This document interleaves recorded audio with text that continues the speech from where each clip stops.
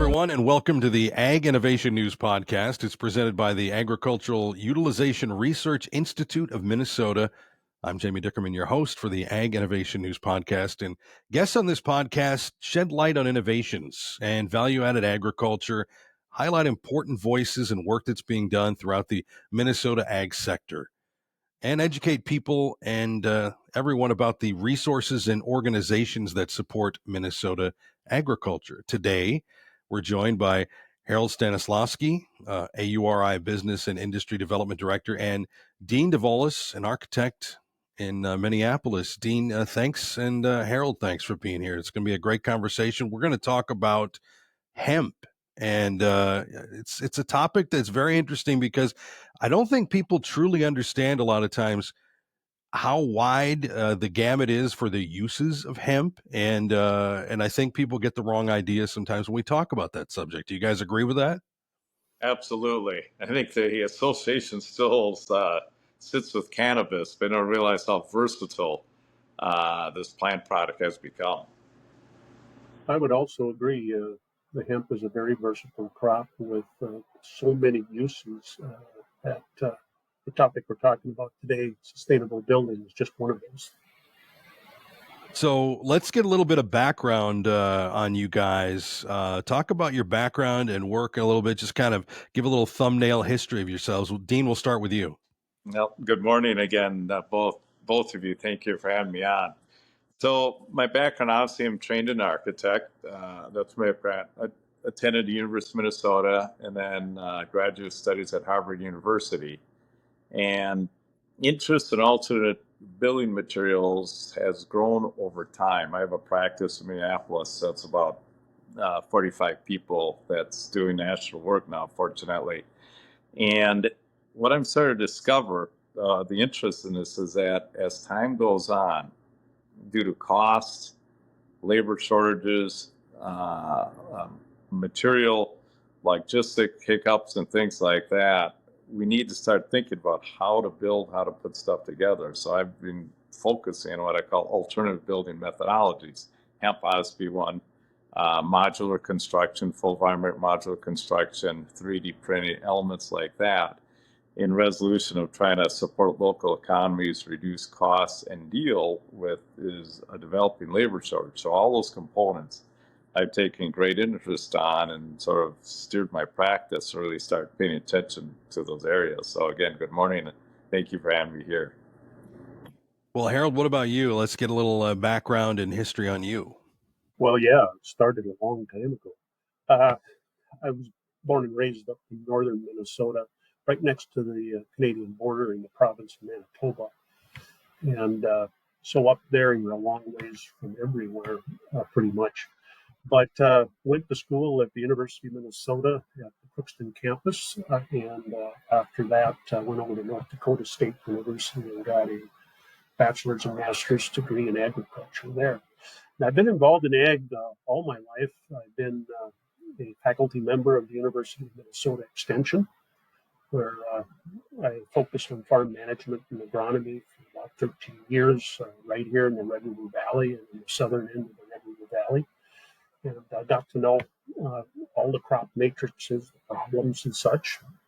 And then after that, I got an interesting visit from former Governor Arne Carlson, and he asked me to join his administration at the Department of Ag along with then Commissioner Gene Huberson. And so we had a 10-year run with Mr. Governor Carlson and then Governor Ventura and Governor Valenti during those years when we were working on all aspects of agriculture statewide.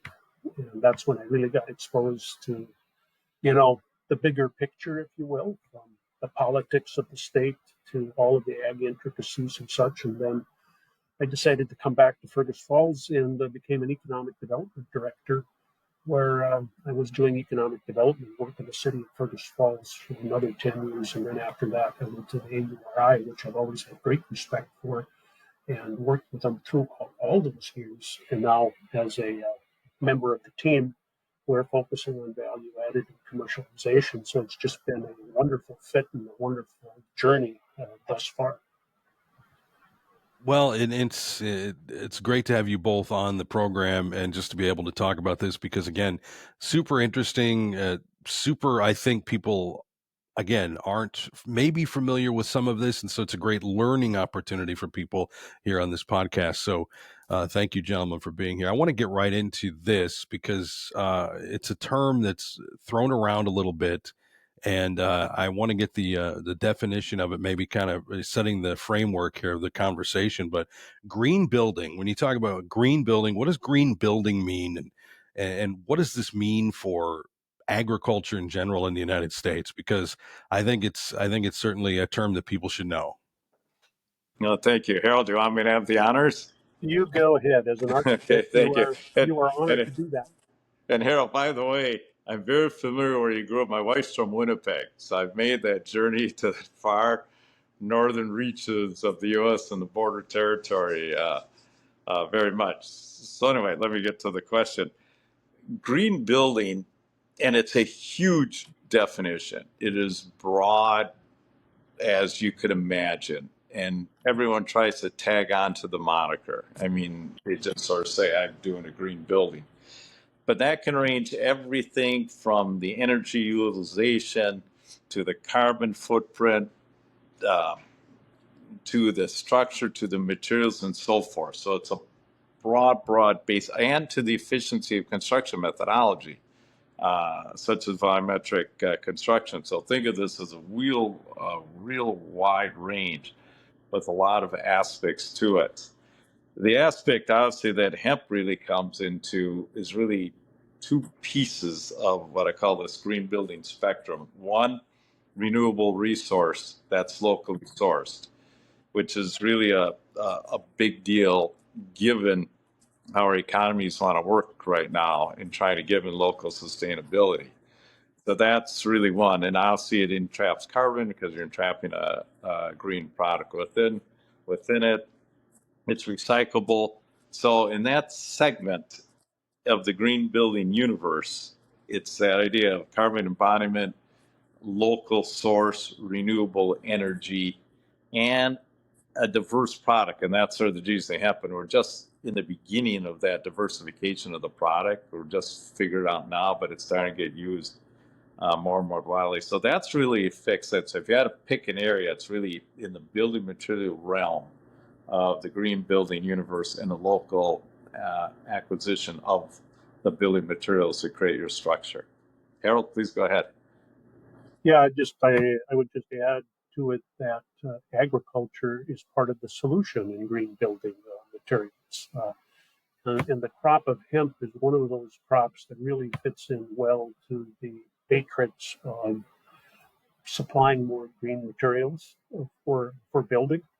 And we can get into that some, but I'll just name one to begin with, and that's just insulation. Hemp insulation from the fibers can be a great asset in a green build, taking away, say, fiberglass insulation, which is more of a synthetic, and replacing it with a natural fiber that still has the same properties in terms of R value and so forth. So in agriculture, if we want to be part of the solution, and we really are in value add, then let's add value to, say, the building green construction market. And we'll get into that later, I'm sure, but that market's pretty big. And I think with processing coming on in the state of Minnesota, we can be in pretty good position not only to meet that demand, but also increase diversification at the farm level for the grower. Well, and diversification is so key for agriculture because there's so much riding on traditional agriculture and the fact of there's all the uncertainty out there in those markets right now, and so diversification is a very smart thing for a producer to be doing, and this really falls right into that wheelhouse. So, industrial hemp, why is it of interest for this industry sector? Industrial hemp, why is that? Well, I'll make a first attempt here at that. That crop became legal to grow in the United States in 2018 when the Farm Bill was passed. The Congress gave it the green light and said, all right, we'll set the stage for industrial hemp to become commercialized in the country. And that really then started the chain of okay, how do we take an old crop that we used to raise in this country back pre-World War II and get it modernized and so forth back into the system. And so there's a lot of things that have to happen with that. One is you have to kind of reintroduce it. You have to distinguish that industrial hemp is not cannabis from the standpoint of marijuana and such like that. So you got to get past that, and then you get into the meat and potatoes of where can this crop be used. Where's the lowest hanging fruit? And in the case of hemp, it's been in animal bedding to start with, because that's an easy one, requires less legislation and so forth. And then we move into animal feed, then we move into biocomposites for plastics, and then later on building materials. That would be probably a good explanation of how this gets into the system. And Harold touched on hemp's historically, I mean, it's biblical. It's been a material of ropes and things for a long, long time, and its demise came because associated with cannabis. So essentially, it was banned, and the use and development ceased.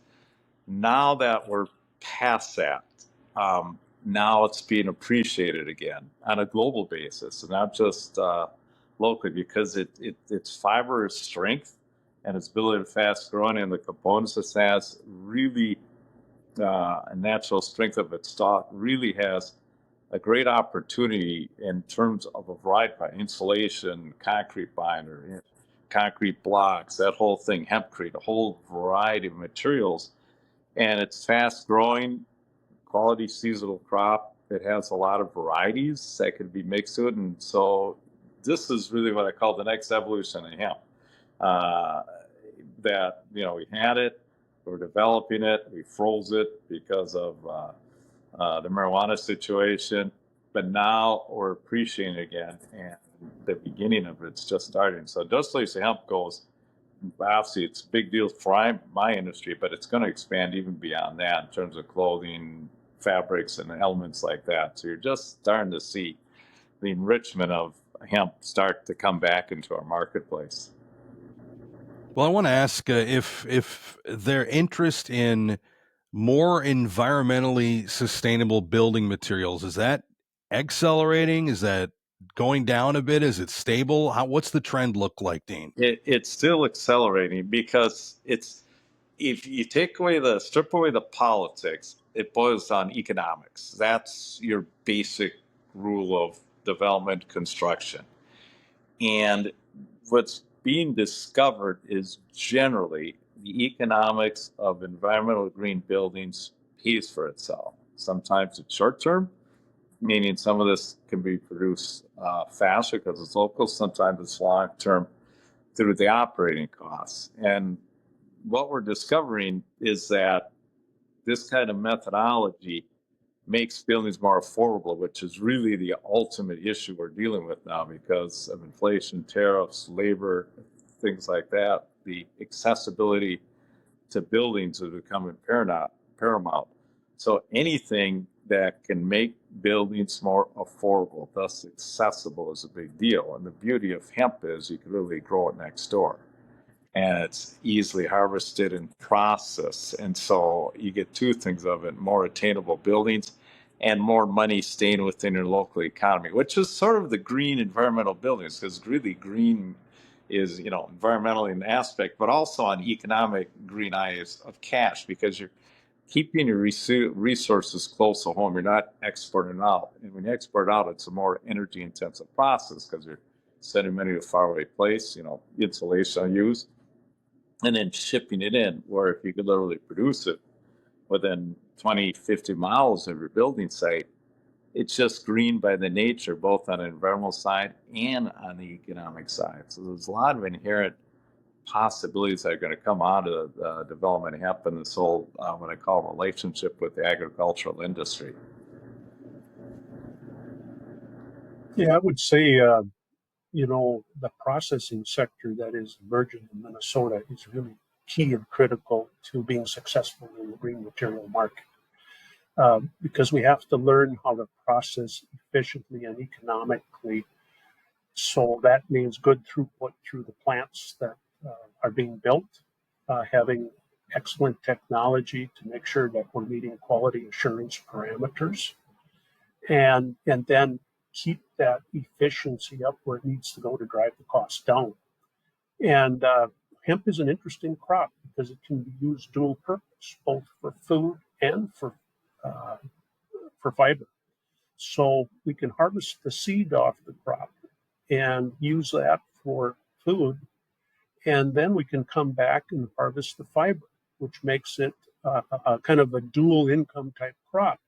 And my personal hope here is when we get the crop fully hybridized, which we can talk about later, that we could potentially have income higher than corn and soybeans, but lower than sugar beets. So wouldn't that be nice to have a slot between sugar beets and corn to have a crop that really produces that kind of income? Now that will all be under contract, would be my guess. But when the market responds to this crop and we get the processing and efficiency and genetics all put together, we're going to have a eureka moment in the state of Minnesota and our friends in the Dakotas.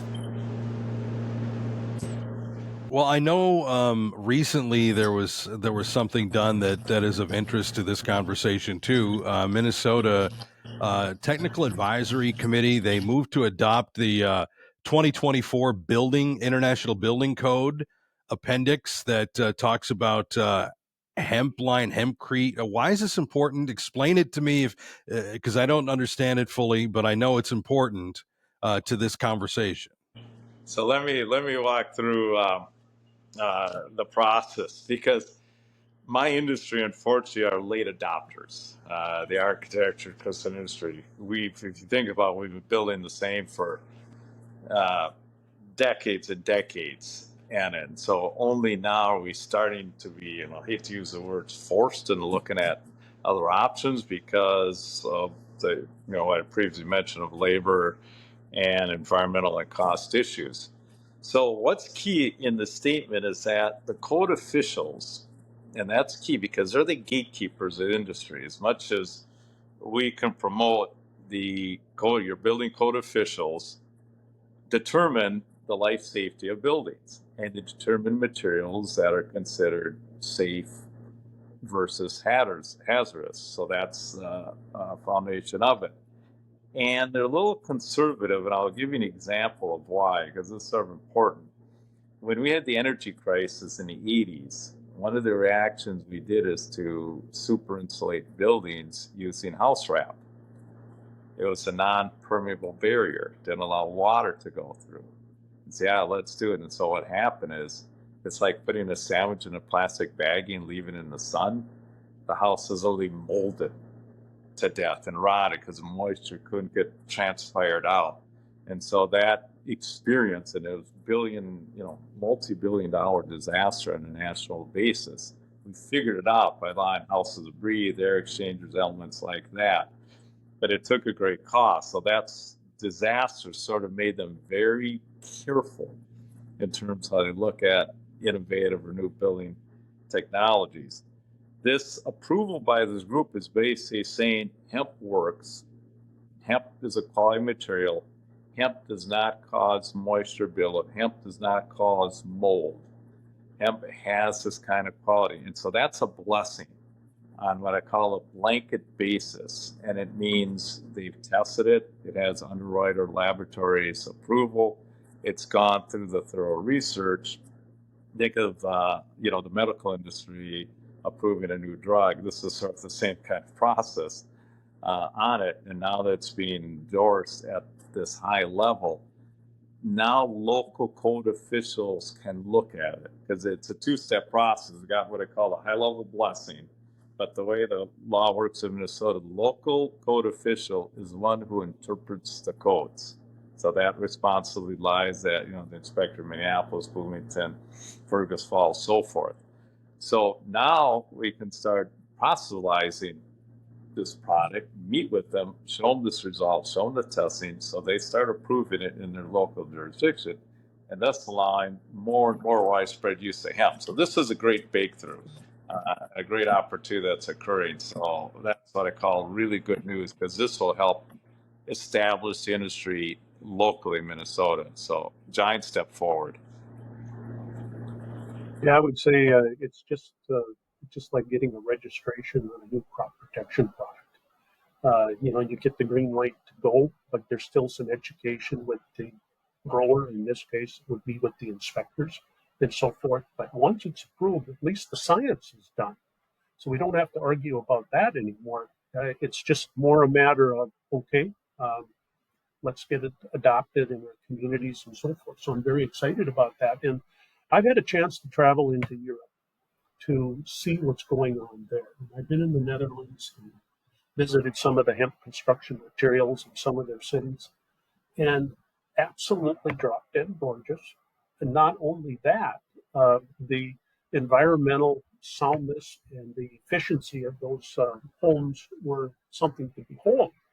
So I came back and I was excited because I actually got to see the processing plant where these materials were made. So that's an extra bonus. So I saw, okay, we know how we can do it. We come back to the US, we have to build the processing plants, we have to get the code approvals, and then we have to make sure that we have enough momentum so that we can meet demand should the green light really work out well. Which comes first, the chicken or the egg kind of scenario. And I'm convinced we can do it. Texas adopted the code here about 6 months ago. Now looks like Minnesota's following, 2 states down, 48 more to go, and it will just start rolling. Now, the, I've got so much confidence in the growers. The growers will respond to demand and Yeah. price. They will grow it. Our processors will process it. Let's just figure this out so it gets into the value chain appropriately and we can have kind of a new dynamic in the state. And I think most of my farmers that I work with would be delighted to have another crop to grow in their rotation. They really want it for more reasons than just economics. It just works better for disease, insects, and all the rest of it. So I'm kind of excited about it, and I applaud all of the people who worked to get this code adopted, by the way. And I'm not going to get into names because I've missed some, but they were really, really, really good. And this is going to bring more excitement to the whole dynamic here. Well, it's a lot of progressive thinking by a lot of really intelligent people that are putting this together, and I think that's great. And speaking of getting together, and you recently participated in an event for AURI. Talk about that event and why it was important to have it. Well, I'll first say I want to thank the people who attended that. And Dean was one of those on the panel, so we really thank him for coming. A very key person to have, actually, because agriculture traditionally hasn't had a dynamic with the architects.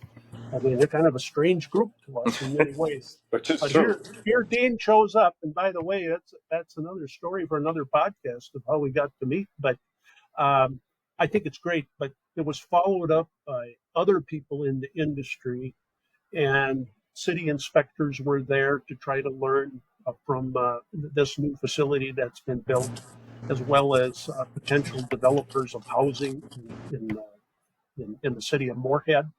This was a really good way to get them exposed, and we're going to have to do a lot more of it. But it was really good. And Dean, you can make your own comments. Yeah, no, thank you. So events like this are crucial because right now the education on industry is very low. And I attended one doing, a parallel. I work on a lot of volumetric modular multifamily housing. That took a while to educate the code officials, understand it, because you're building, and the finance people, because you're building a lot of building components off site, and banks don't like that, and inspectors don't like that because your elements are components, and components are being built away from the building site. And so what we did there, and this conference similar, is you need to educate your building officials. You need to educate your developers. You need to educate your political figures to understand what this is, because those are the ones that help create the pressure and create, frankly, educate my own audience in terms of architects. Because what we're dealing with now is that a lot of these big corporations have a lot of resources, and they sort of dominate the American Institute of Architects annual conventions. They set up the booth, they promote their products, they do it. And so innovative products like this tend to get squeezed out due to the starved nature of industry funding and so forth. So the event I attended is really helpful. One, it showed the process, it showed the relationship of agriculture to the component. We saw finished products, how they're being used. As Harold talked about, the food and the building component of the hemp was crucial. That has to happen, though, multiple times. This is not a one and done situation. In order for this industry to succeed, we've got to have a lot more conferences like that. They're going to have to be more urban areas, and they're going to have to start penetrating AA conventions, lunch and learns, elements like that to really get the word out and get the exposure of the product within the mainstream. So when architects sit down and write specifications, because that's sort of your key gateway in terms of specifying products, right there would be this hemp product, this hempcrete, this hemp thing that becomes second nature to us working within our specification and plan. So the event was great because it was super helpful, but it's got to happen on a regular basis with a larger and larger circle of people in order to get the exposure and understanding of the hemp industry. Well, the speaking of things like that and getting together and really, conferences and whatnot, the 13th International Hemp Building Symposium is coming to the state of Minnesota. Talk about this. This is a big event. Yeah, Harold, go ahead.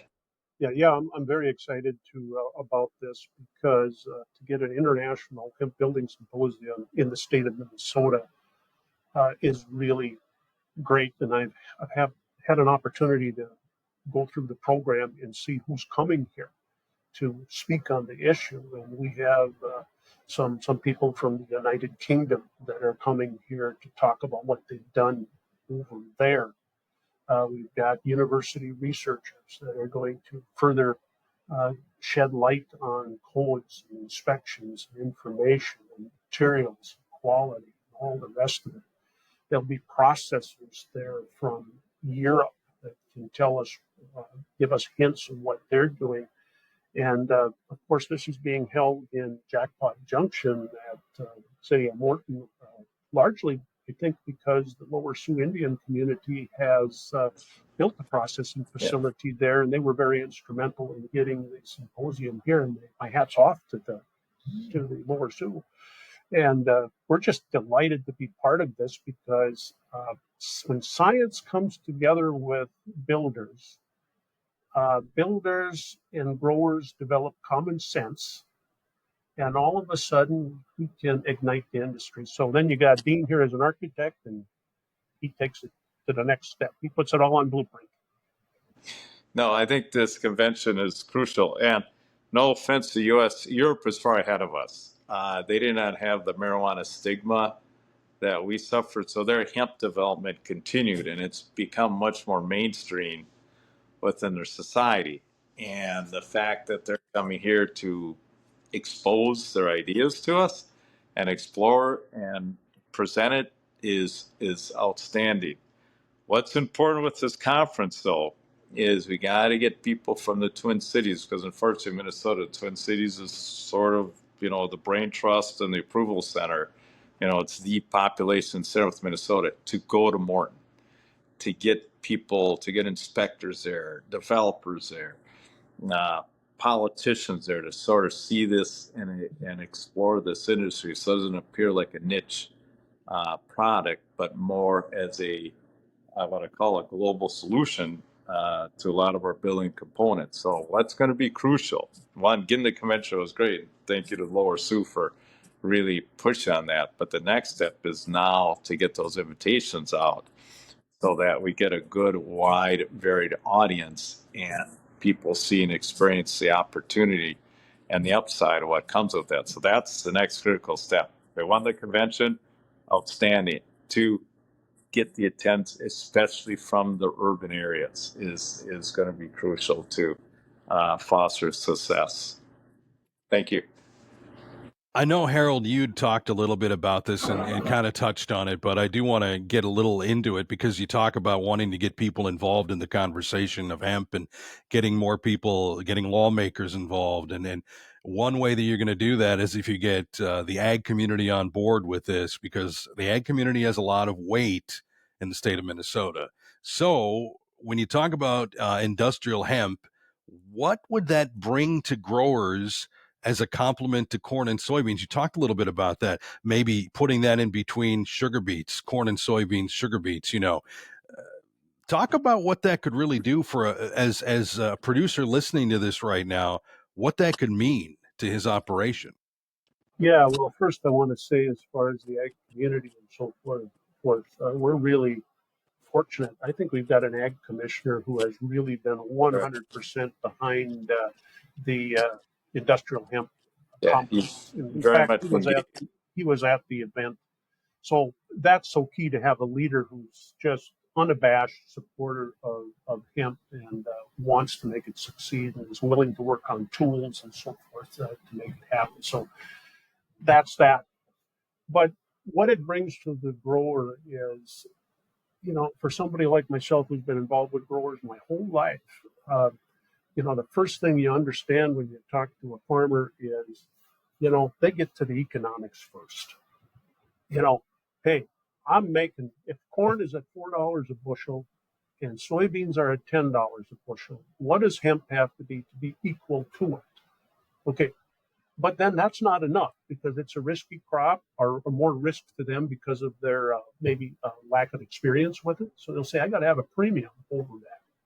So those things have to be built in. Now, right now in the hemp complex, I can tell you that raising hemp under contract would be way more profitable than corn and soybeans this year, even despite what I think is going to be an outstanding crop this year here. In Fergus Falls, we're looking at well over 200 bushel corn here, barring no weather events. So how do you get it so that it competes? And I always tell the processors, the seed salesmen, and so forth, if you can't compete with corn and soybeans, you might as well take your ball and go home, because no one's going to talk to you. The bankers don't want to hear that kind of stuff. But I see the window of how it's developing, because when I can make the crop work now just on seed sales alone for the food side, and having the fiber side as this extra margin, once we get processing fully built out, that's when I get excited. But we've always told our growers in the state that do not raise this crop without a contract, because I don't want to see farmers hurt. I don't want to see bales in the fields rotting. I don't want to see any of that. I want to see careful, strategic planning that makes people say, that was a good move. And these things get done very strategically with solid partners. So I think that's going to happen. And then this issue of hybrid hemp. Hybrid hemp is the hybridization of getting more females in the field and less males. And when that happens, yield increases. This happened with rapeseed turning into canola years ago when it was hybridized in Canada, and now is a mainstream crop even here in Minnesota. Hybridization matters. And when that occurs, and farmers realize that you have an even stand of hemp, it looks great. I mean, the quality parameters are there, grain yield, quality, all the rest of it. They go, that's what I want, and I don't want it tangled up in my machine because I've got one foot higher than the other.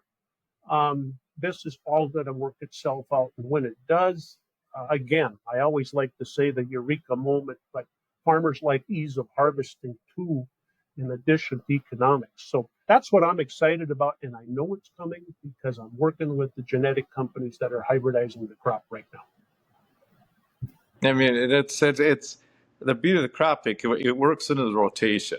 That's one thing I learned being out at the conference. And so if you have a rotation crop that gives breaks and varies the nutrients in the flow in the field, but also as income producer, you start to have a winning formula here. And that's what sort of the beauty of the hemp is, that fact that it works in that methodology. As we get better at the production of it and create more demand, what Harold is saying will come to play. Because right now, today, just through the nature of production, the hemp insulation is still more expensive than what I call the traditional pink stuff. But as specialization comes into the system and they start honing on manufacturing, and Harold mentioned this, and getting that kind of efficiency, you'll see that price drop in terms of production of it. But the inverse will be, it'll create a greater demand on the crop, which will lead to contracts, which will lead to more consistent sales of that crop. So it's sort of got to be both sides of the formula. And that is coming because we've begun the process of exposure industry. And we started that. And like you say, this ruling from the billing council and the exposure and these conferences start is the road of allowing this to occur, to have that guaranteed contract purchase, so the farmers feel safe in producing this crop and not left out there naked and afraid on it. So I think we're in a good position on this. Gentlemen, great conversation on this. I want to give each of you a shot to add anything that you want to add here before we close up today. Dean, we'll start with you. Anything else you want to add to the discussion here before we close? Well, I just saying these kind of seminars, podcasts, conventions is what's needed. And it's needed in our industry, because the responsibility of us creating buildings is we got to create buildings that society can use and can afford. Hemp is one leg of starting that process, and the variety of products that come of it. So this bodes well to our future of developing this, because we're going to need this diversity of green local materials if we're going to succeed in creating affordable buildings for society. So I'm glad of Harold and your efforts of forming this. So again, thank you for allowing me to be here. You, Harold, what about you? Well, I just want to say that the Ag Utilization Research Institute stands ready to advance commercialization of this crop in the state. We have a laboratory in Sika, our Bioinnovations Lab. We have hemp decortication. We have a pelletizer. We do food work there. We analyze how easy the seed can be dehulled. Quality parameters. We're interested in working with the USDA potentially in some joint agreements. We have an analytical lab in Marshall. So between our scientists, our business development team, and our leadership, we are very eager to work with the entrepreneurs in the state and kind of advance the education and outreach on this too. So I'm very happy about that. I'm pleased about that, because my extension background for 13 years working for the University of Minnesota was that what it was all about. You got to have outreach, and you got to have research, and you got to have that whole network. So that's what I would say.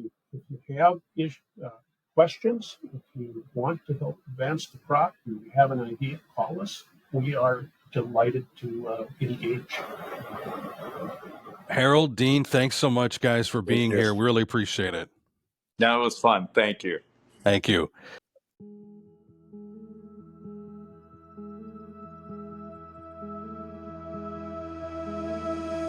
This has been the Ag Innovation News Podcast, presented by the Agricultural Utilization Research Institute of Minnesota.